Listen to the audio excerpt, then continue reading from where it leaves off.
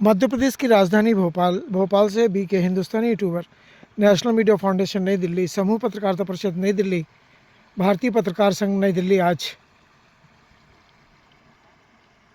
दो जिलों के बीच में बहने वाली नदी, क्या इस नदी को क्या बोलते हैं? ये नदी को क्या बोलते हैं? गंजाल। अच्छा, ये गंजाल नदी पर हम बीच में खड़े हैं, जहाँ पर दोनों पंचायतों द्वारा इधर में सिवनी मालवा तहसील की पंचायत और इधर में टिमरनी तहसील की पंचायत द्वारा यह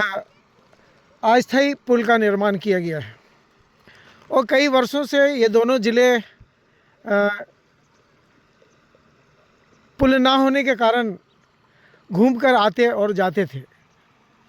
पर स्थानीय लोगों के सहयोग से यह पुल बनाया गया है दोनों पंचायत के माध्यम से, जिसके कारण दोनों ज़िले आपस में जुड़ चुके हैं। इससे लोगों को घूमकर जाने की ज़रूरत नहीं पड़ती है, पेट्रोल की बचत होती है, समय की बचत होती है और रिश्तेदार लोग आपस में कम समय में अपने रिश्तेदारों से मिलकर अपने गंतव्य की तरफ चले जाते हैं। मैं वरिष्ठ पत्रकार बीके हिंदुस्तानी आज इस अव्यवस्थित सुविधा के लिए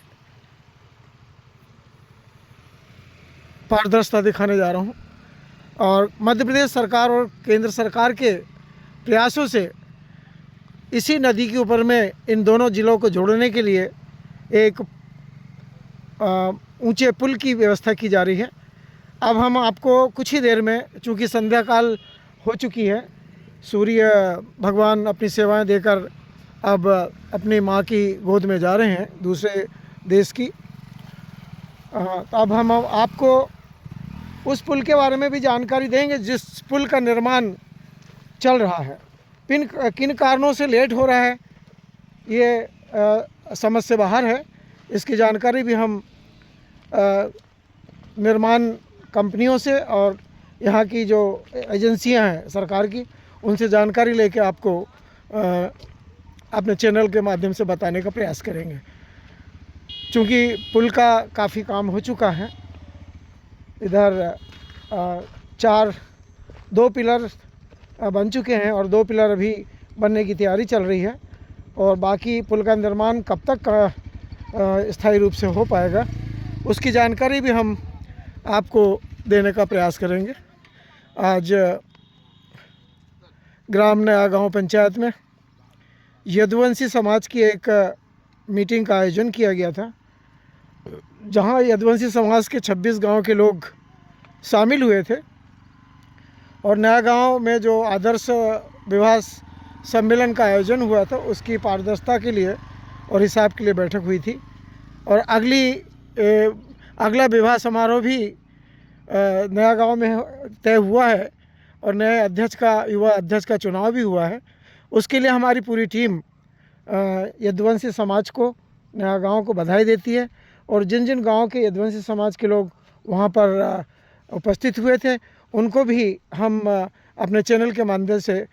शुभकामनाएं देते हैं कि आने वाला कार्यक्रम भी पिछले कार्यक्रम तरह सफल होगा। आगे हम इस पुल के निर्माण से संबंधित जानकारी एसडीएम सिवनी मालवा और एसडीएम टिमरनी से जानकारी लेकर आप तक भेजेंगे कि पुल के निर्माण में किन कारणों के कारण देरी हो रही है और उस देरी के क्या कारण हैं। ये दोनों चीज़ें हम ठेकेदार की बात भी और सरकार की बात भी और स्थानीय प्रशासन की बात भी आप तक पहुंचाने में अपने चैनल का सहयोग चाहेंगे और इस संध्या काल के अमृत अवसर पर हम सूर्य भगवान को और धरती माता को शुभकामनाएं देते कि उन्होंने आज हमारा दिन शुभ तरीके से सफल किया। जय हिंद, जय भारत।